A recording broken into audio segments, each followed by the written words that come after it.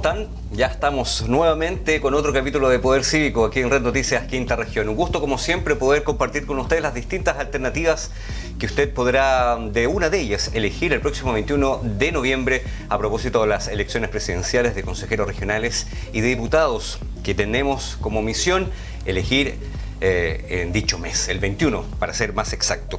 Y como siempre tenemos alternativas y tenemos una nueva candidata que nos acompaña hoy día. Ella es Camila Lazo, pertenece al Partido Comunes del Frente Amplio, es candidata a consejera regional por Casablanca, Juan Fernández, Valparaíso, que es una parte también del Distrito 7, pero distinta en la cantidad de comunas que la integran, ¿verdad, Camila? Claro. Bienvenida, ¿cómo está usted?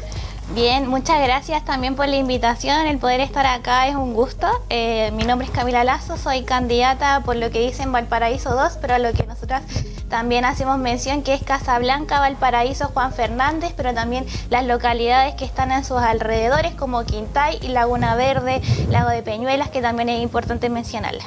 Mira, fantástico que podamos tener estas alternativas. Dentro de su proyecto, dentro de sus ejes de campaña o lo que usted, si llega a ser electa, quisiera representar, ¿cierto? Y para eso la gente pueda votar por usted. Hablamos de los sistemas de cuidados. Sí. ¿A qué se refiere con eso? Bueno, primero mencionar que no solamente soy yo la que está en esta campaña, soy de profesión trabajadora social, pero también formo parte de una coordinadora feminista que está en la región, que es la Coordinadora Rebeldía Sorora, con quienes trabajamos de domingo a domingo por inclusive parchar cosas que debería garantizar el Estado, ¿no es cierto? Como la seguridad de las mujeres, una vida libre de violencia, y ante eso también estamos por un sistema regional de cuidados, lo que significa que hoy en día es el reconocimiento también a las labores de cuidado y el trabajo no remunerado por el cual pasan en su mayoría las mujeres. En un 96% de las mujeres son cuidadoras, no solamente de sus hijos, sino que de los hogares, pero no solamente tampoco de los hogares, sino que también de organizaciones sociales, de territorios, de barrios también que conforman la ciudad y también las comunas y la región en sí. Y para nosotras es importante partir por ese reconocimiento, pero también conformar políticas integrales que vayan de la mano con el reconocimiento para poder fortalecer a las mujeres que se tienen que quedar en las casas y quienes hoy también tienen que cuidar porque el Estado no garantiza nada y porque también ellas se ven perjudicadas económicamente y también en sus pensiones a futuro. Entonces nosotras vamos por un sistema regional de cuidados por lo mismo. Ya, el gobierno regional como misión también tiene la función es de entregar recursos a través de distintos mecanismos, claro, para que estas cosas se puedan realizar. ¿Cuál es el eje ahí entonces que ustedes van a utilizar, digamos, para poder lograr esto? Bueno, nuestro trabajo también, no solamente como coordinadora, yo también trabajé con la diputada Camila Rojas, fue también la fiscalización y ver cuáles han sido los avances en materias de género y también de economía para las mujeres en esas áreas.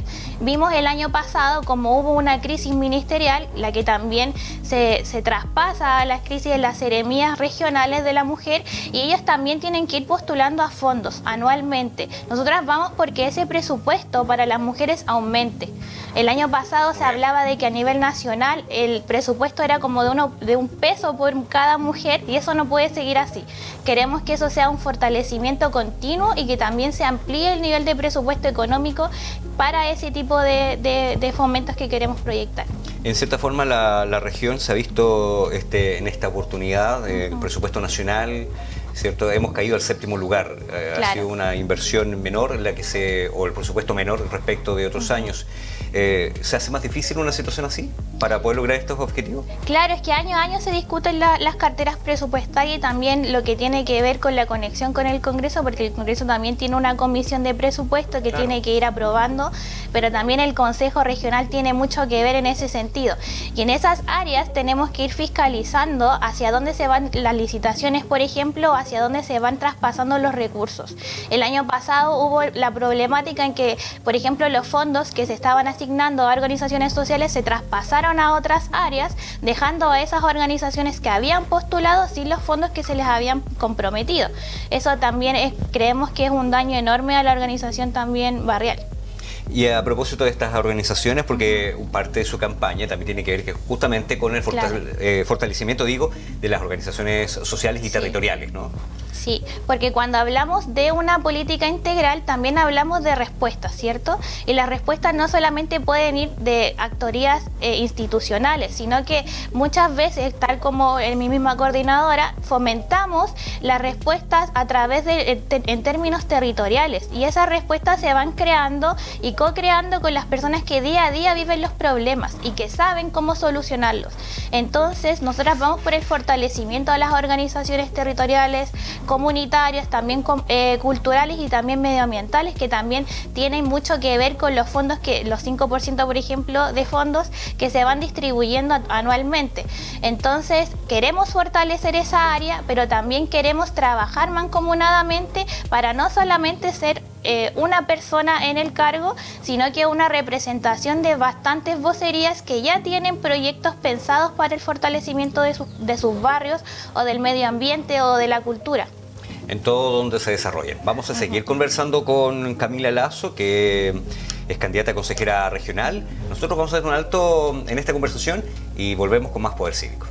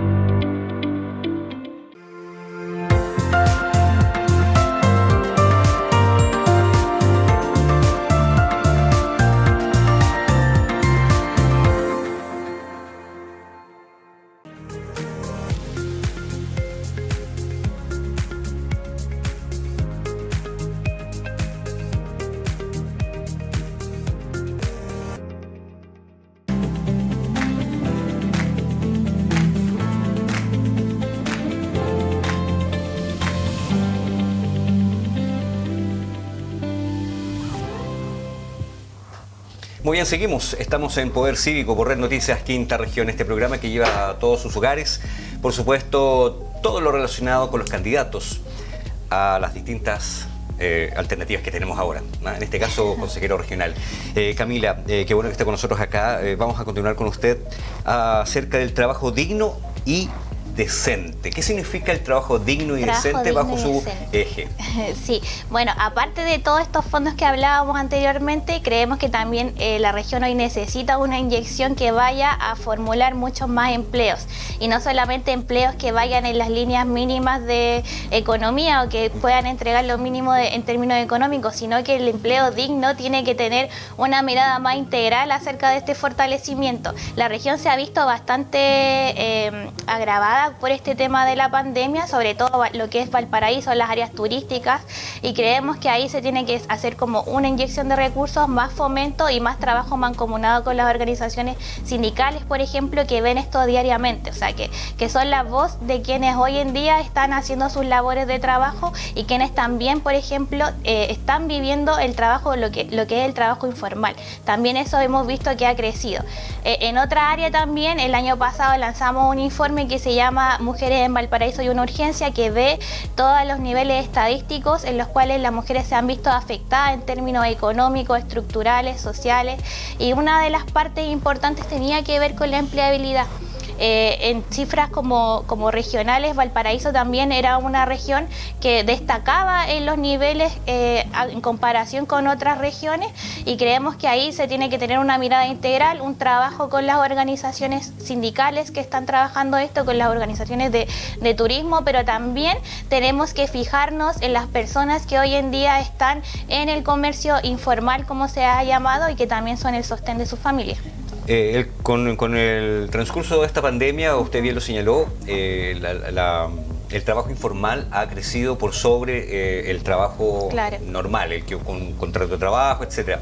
¿Cómo se podría ayudar directamente? Porque eso significan solamente recursos, significa apoyo, significa ayuda, significa contactos.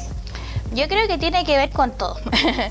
La mirada integral que a lo que nosotras estamos promulgando acá desde esta candidatura tiene que ver con un trabajo que tiene que conversar con las personas que están viviendo el trabajo informal. O sea, ellos no son solamente una cifra, no son solamente lo que se ve en los institutos estadísticos que ven este tipo de problemáticas. Pero ayudarles, por ejemplo, a que puedan tener su patente comercial, claro, que puedan establecerse en un lugar. Claro, es que hay, por ejemplo, en Valparaíso siempre se habla del aumento del trabajo informal, pero no se habla tampoco de qué herramientas se pueden producir para esas personas puedan tener mejor calidad dentro de ese trabajo. O sea, las personas que están trabajando de manera informal en Valparaíso lo hacen en la calle con las condiciones pandémicas que hay, sin tener resguardos sanitarios, sin tener tampoco la seguridad de que van a llegar con el ingreso económico que necesitan diariamente.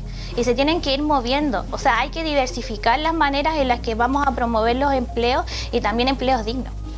Conectividad, derecho a la ciudad. Me pareció muy interesante este título, digamos, dentro de su trabajo como candidata a consejera regional. ¿Cómo se traduce eso para que la gente también lo pueda entender?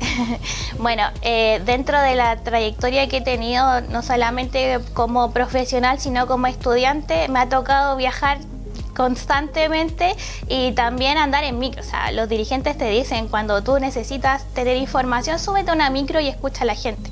Pero ¿qué pasa cuando diariamente esa micro no pasa? O las condiciones en las que está la locomoción actual. El año pasado veíamos que habían, por ejemplo, núcleos de garitas que tenían como contagios y que nadie estaba viendo los temas sanitarios ni siquiera para los choferes de los microbuses.